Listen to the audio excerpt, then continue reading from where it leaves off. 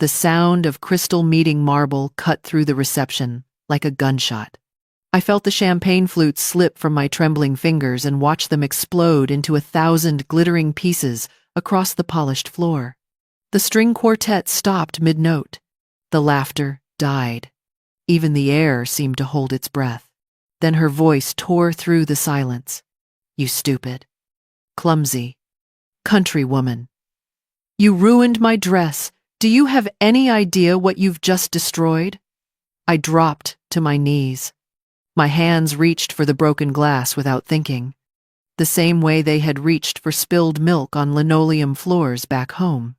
My voice came out small and breaking. "I'm sorry. I didn't mean to.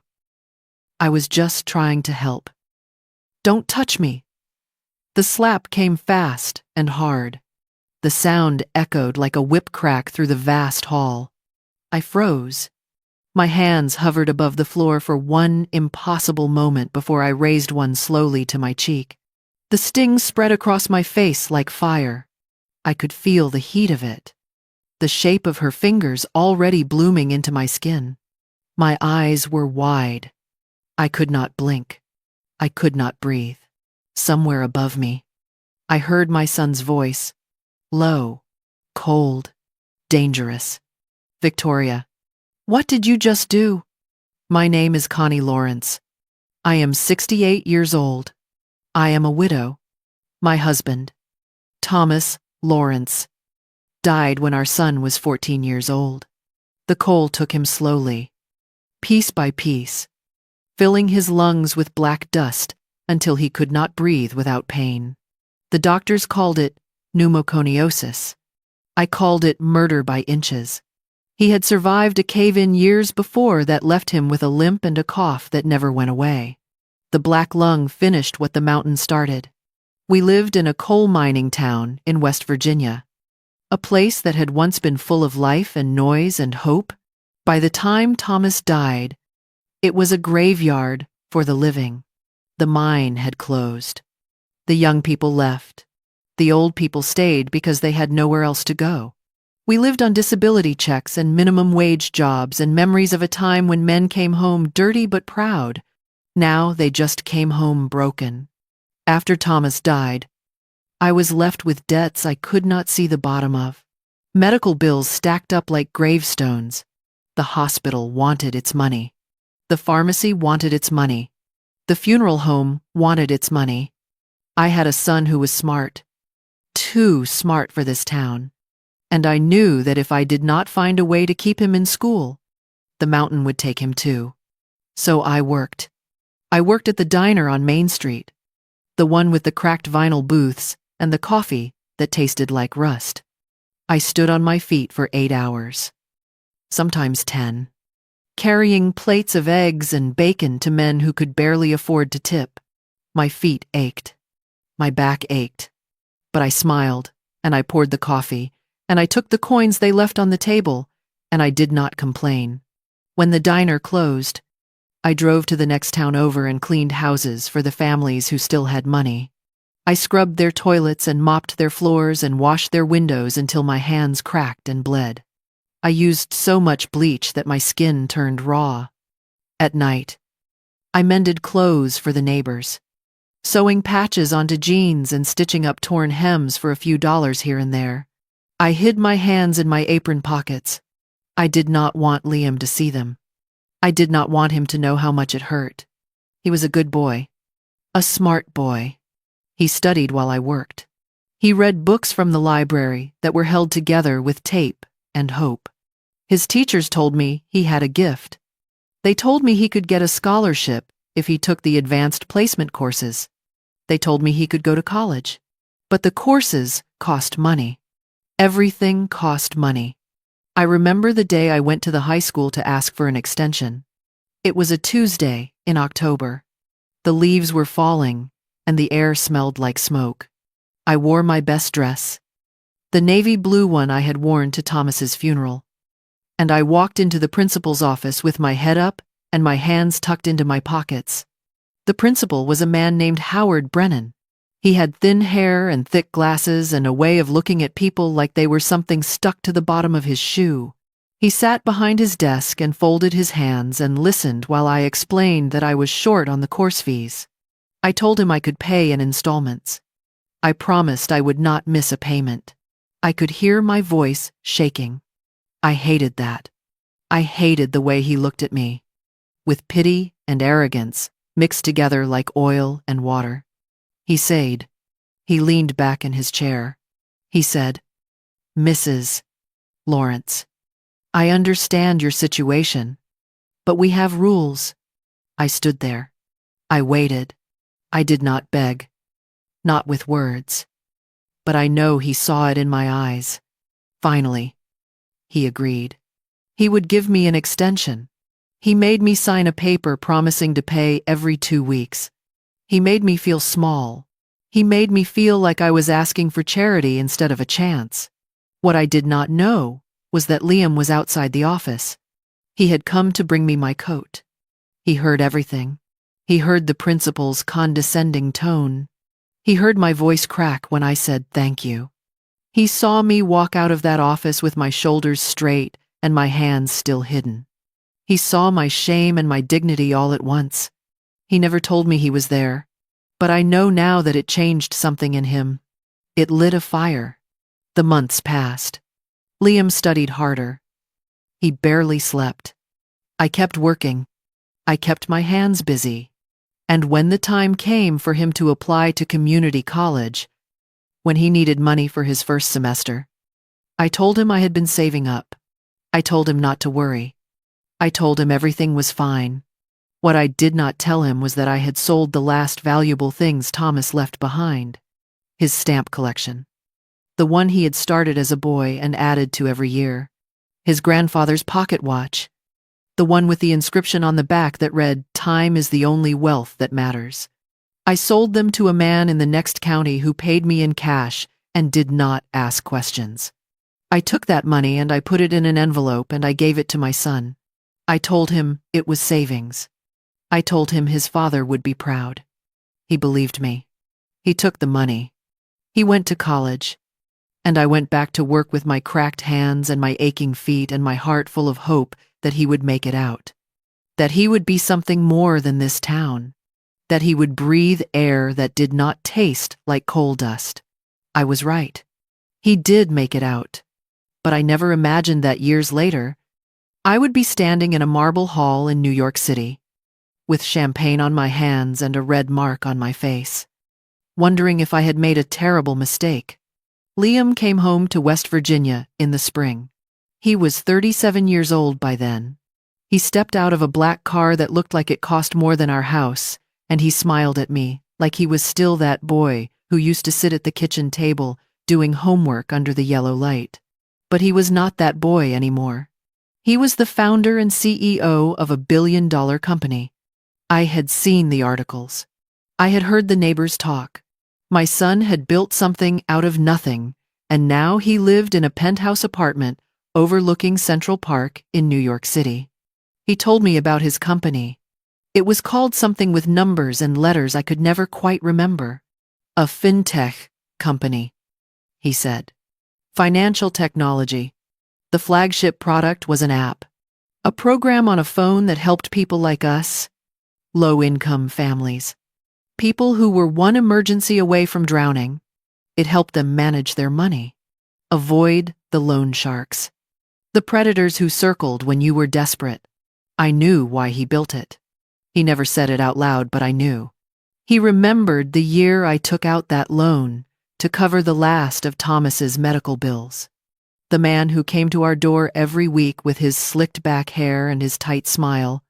The interest that doubled and then tripled. The night I thought we were going to lose the house.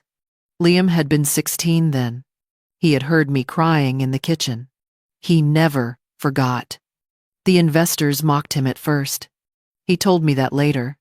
They called him the country boy. They laughed at the idea of building an app for poor people. There was no money in it, they said. But Liam was stubborn. He wrote code that no one else could write. He worked 20-hour days. He built something they could not ignore. And eventually, they stopped laughing. The first thing he did with his wealth was come get me. He flew me to New York on a private plane. I had never been on a plane before. I arrived at a private airport with my single battered suitcase and my worn wool coat. The coat was brown and heavy and older than Liam.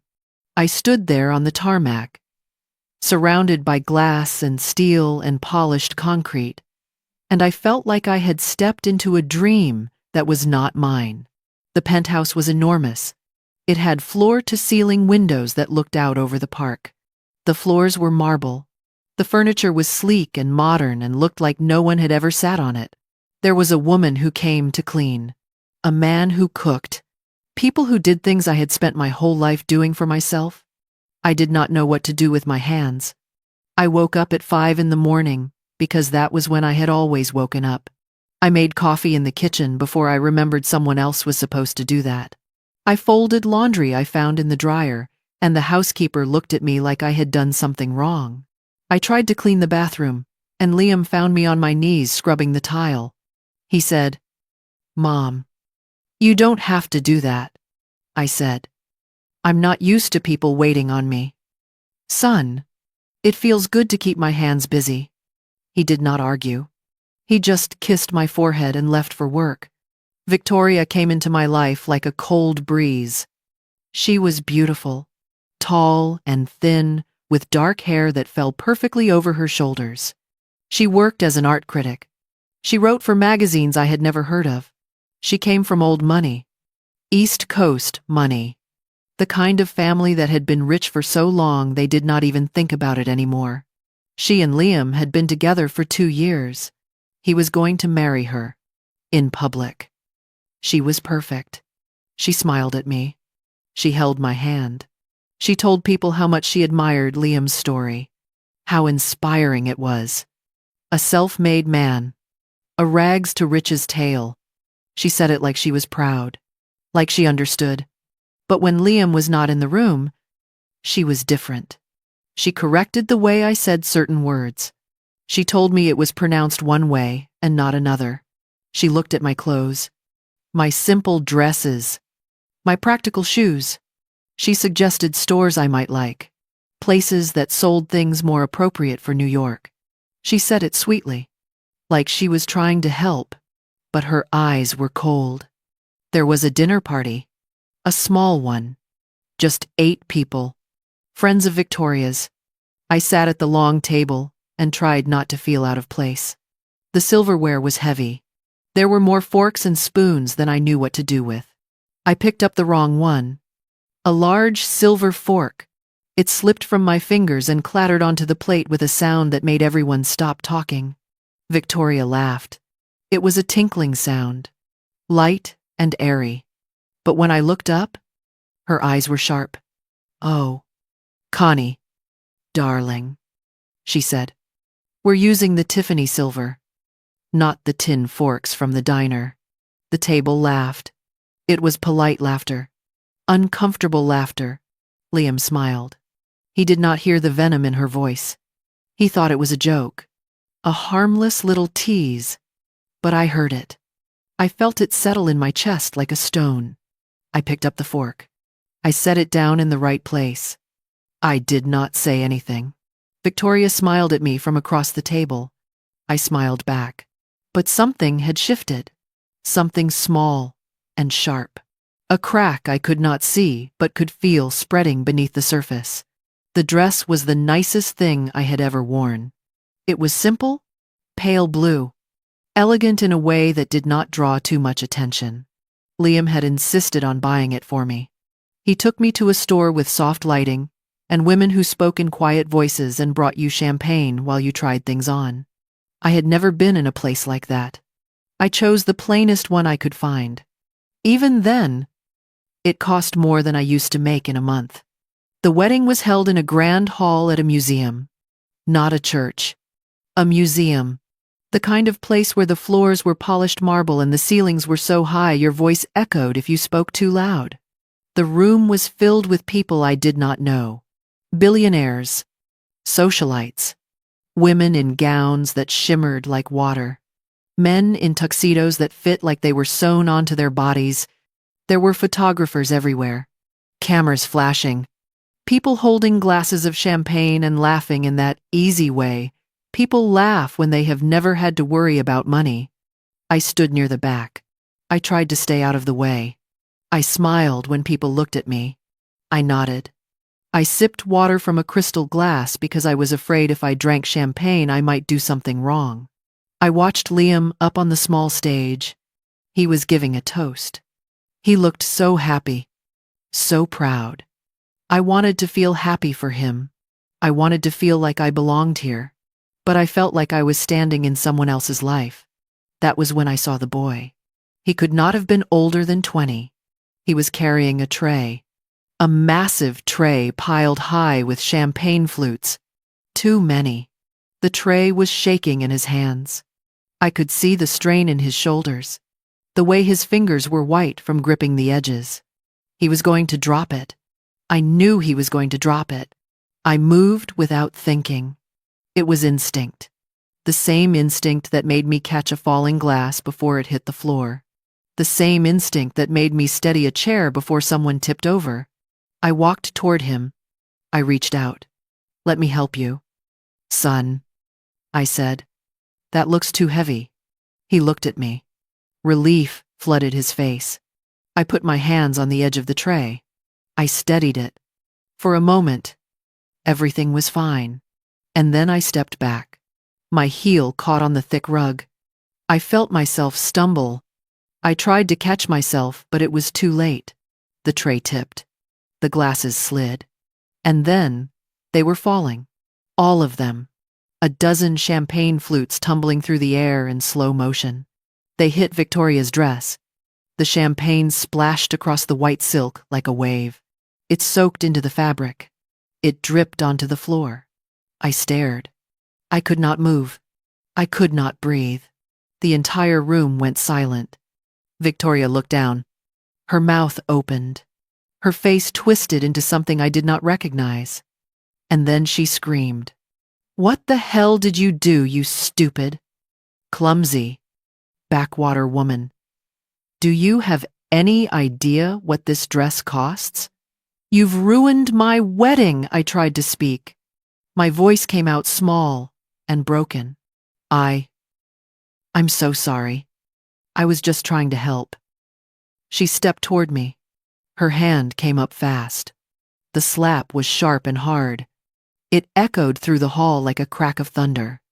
My head snapped to the side. The sting spread across my cheek like fire. I froze. My hands hovered in the air.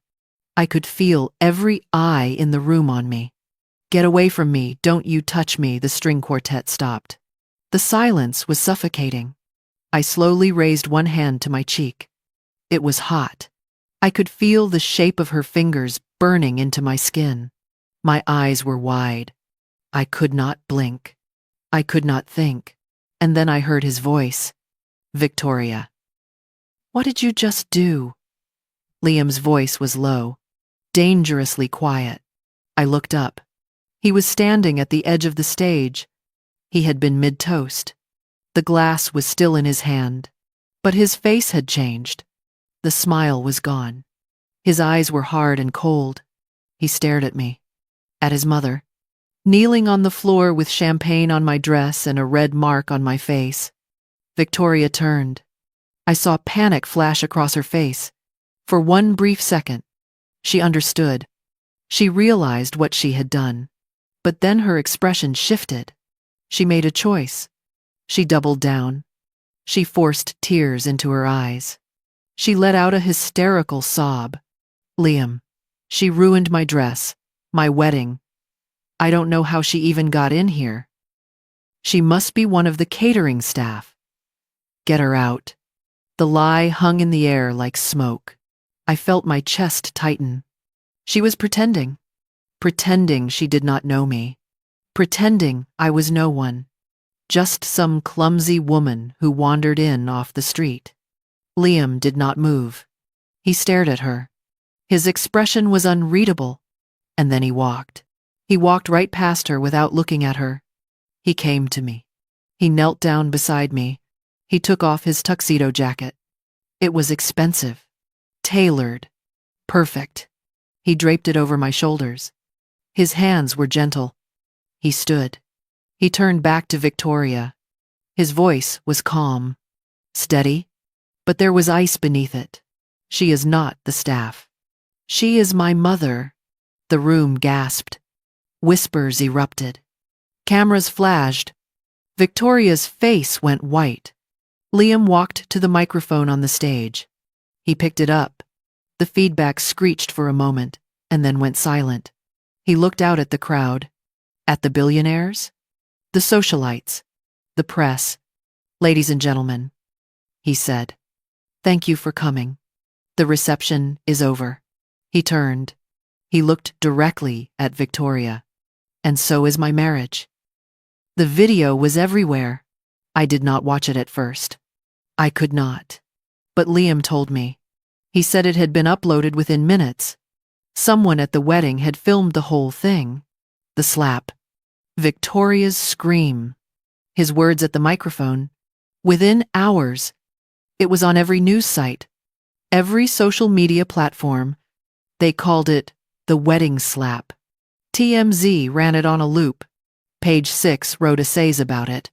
Strangers who had never met me were talking about me like they knew my life. Victoria was destroyed. That is the only word for it. The luxury brands she worked with dropped her within 24 hours. Chanel, Dior. Brands I had never heard of, but that apparently mattered in her world. The charities removed her from their boards. The magazines stopped calling. Her family, her old money, East Coast family, could not protect her. They tried. But the internet does not care about old money. It does not care about connections. It cares about stories. And Victoria had become the villain in a story that people could not stop watching. I became something else. A symbol, they said, of quiet dignity, of humility. The press dug into my past. They found the coal mining town. They found records of Thomas's death. They interviewed people I had not spoken to in years. Neighbors who remembered me working 3 jobs. The principal at the high school who suddenly claimed he had always admired my dedication. They wrote articles about sacrifice, about mothers who gave everything. The more they learned about me, the more they loved me. And the more they loved me, the more they hated Victoria. I did not want any of it. I told Liam to make it stop, but he said he could not. He said the story was bigger than us now. He said people needed it. They needed to believe that kindness mattered, that cruelty had consequences. I did not understand. I just wanted to go home. Liam took me away from New York. We went to a small house he owned upstate. It was quiet there. No cameras. No reporters. Just trees and silence. I asked him not to sue Victoria. He wanted to. I could see it in his eyes. But I told him no. I told him she had already lost enough. He did not argue. He just nodded. But he did not need to sue her. He had already ruined her with one sentence. I choose my mother. That was all it took. The world had chosen sides. And Victoria was on the losing one. Months passed. The noise died down. We returned to the penthouse. Liam changed. He scaled back his work hours. He came home earlier. We cooked together. Simple things. Pasta. Roasted chicken. Things I used to make back home. We watched old movies on the couch. Black and white films with actors I remembered from when I was young. He would fall asleep with his head on my shoulder, and I would sit there in the dark and feel something close to peace. But I could not sit still for long. My hands needed to be busy. They always had. So I started volunteering at a soup kitchen in Brooklyn. It was a small place, run by a church. They served lunch every day to whoever needed it. Homeless people. Families struggling to make ends meet. People who reminded me of the folks back home. I worked in the kitchen. I chopped vegetables. I stirred pots. I served food with a smile. It felt good. It felt like something I understood. One afternoon, I was ladling soup into bowls when I looked up and saw her. At first, I did not recognize her. She was standing in line with the others. Her hair was unwashed, pulled back in a messy ponytail. No makeup. Her face was pale and thin. She wore a cheap coat, the kind you buy at a discount store. She was painfully thin. Her eyes were hollow. It was Victoria. She saw me. She froze. For a moment, I thought she would leave. But she did not. She stepped forward. She opened her mouth, but no words came out. And then she started to cry. Not the hysterical sobbing from the wedding. This was different. Quiet. Broken. I don't know why I did it, she whispered. I was so blind. So obsessed with status. With being perfect. With being seen. I ruined everything. I ruined your son's wedding. I hurt you. I hurt myself. I don't know how to fix it. I don't know how to live with what I did. I stood there holding the ladle. I looked at her. Really looked at her. She was not the woman who had slapped me. She was not the woman who had made cruel jokes at dinner parties. She was just a person.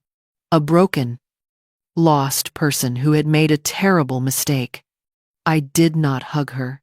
I did not tell her it was okay. Because it was not okay. Not yet. Maybe not ever. But I could do something else. I set the ladle down. I went to the counter. I filled a bowl with hot soup. I took a piece of bread from the basket. I brought it back to her. I placed it in her hands. Everyone makes mistakes. Victoria, I said. My voice was quiet but firm. Forgiveness is easy. It's living in a way that doesn't require it that's the hard part. Now eat. You look too thin. She stared at the bowl. Tears streamed down her face. She nodded. She sat down at one of the tables and she ate. I went back to serving soup. I did not look at her again. But I felt something shift. Something small. A crack that might one day heal. That evening, Liam came home. I was standing on the balcony. The city stretched out below me, a sea of lights and glass and steel.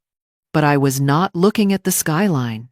I was looking at a photograph, the only one I had brought from West Virginia.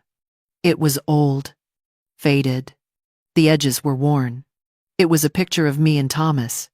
We were young, covered in coal dust, smiling. We looked tired, but we looked happy. Liam came and stood beside me. He did not say anything at first. We just stood there together in the quiet. And then he spoke. What are you thinking about? Mom, I looked down at my hands. They were wrinkled now, spotted with age.